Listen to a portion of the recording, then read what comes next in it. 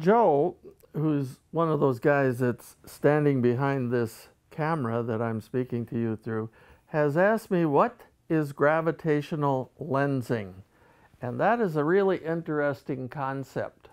It turns out that Albert Einstein taught us that matter bends space. And so you have little bends and dips in space wherever there's matter, like let's say the sun. And when light comes and hits that bend, it actually bends around the sun. Same thing happens with distant galaxies. And if you're trying to see a distant galaxy that seems to be slightly out of the range of our current telescopes, what you can do instead is find a galaxy that has been highlighted by the fact that some galaxy behind it is sending light around it, and it actually gives you a picture of that galaxy.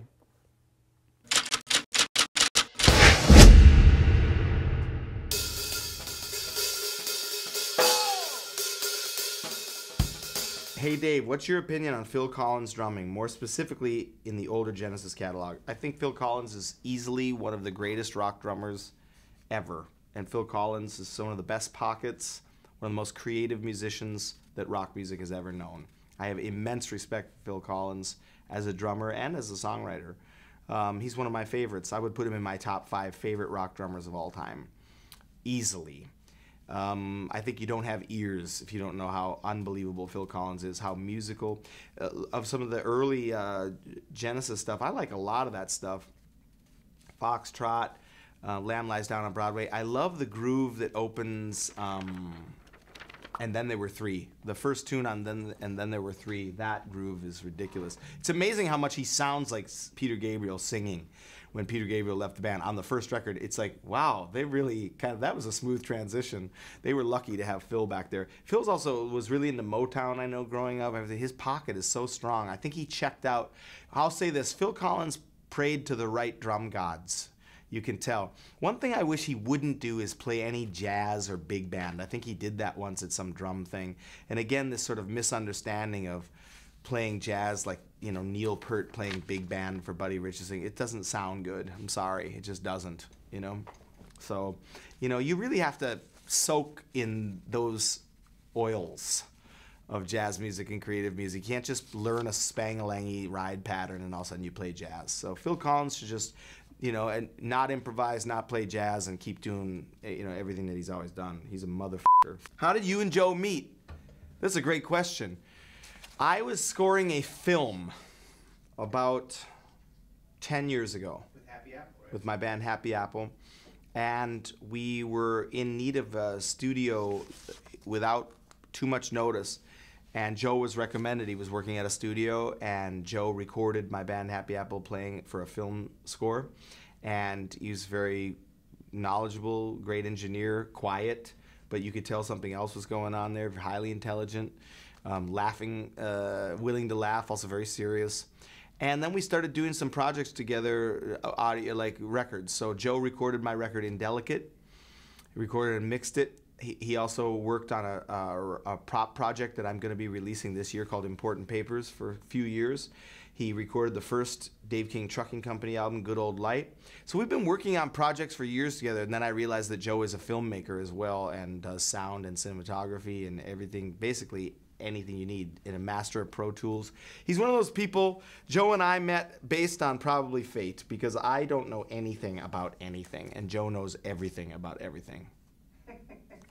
Dave, shouldn't it be the bad plus plus Joshua Redman? And for that matter, why not the bad plus plus plus Joshua Redman? Because Josh is that good. He is that good. We named it the Bad Plus Joshua Redman because it's kind of a fun play on words, right, Joe? The Bad Plus Joshua Redman made perfect sense to us. And Josh is that good.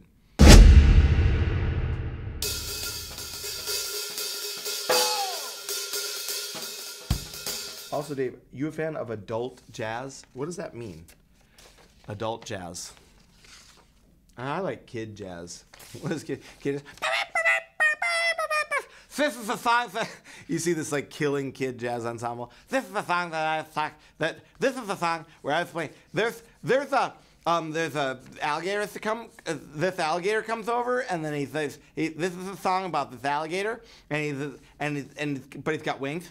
So the alligator's got wings, and he's just like this. This is a song that goes like this. It's called Alligator Wings, and they just start killing it. It's like some up-tempo. Wouldn't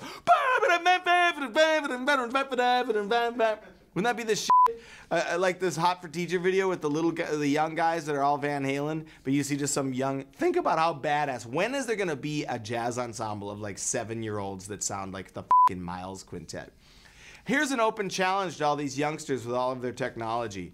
Get your shit together really early on playing some jazz. I want to see some 9-year-olds just cutting people in half. You know what I mean? With a concept and everything. Wouldn't that be fun? Like 5-year-olds. Sorry, I'm a 5-year-old. What'd you do today? What's your name? Spider Hopkins. Dave, you're one of my heroes, and I'm curious what you make of this life. Why play drums? Of all the things to devote your time to, I prefer to let my sticks do the talking despite my degree in creative writing, which of course affords me both of my private jets. That's so funny. Why not?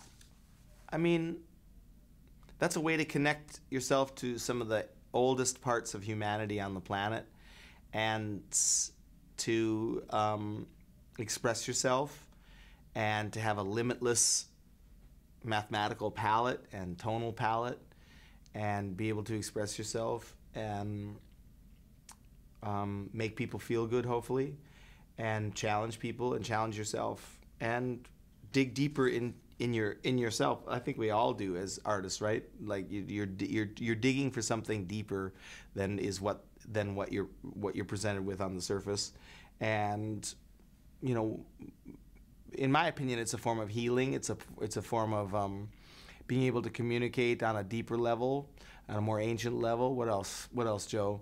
Also communicating with yourself and getting to know yourself better than maybe therapy. Who knows? It's a form of therapy, a form of healing as well.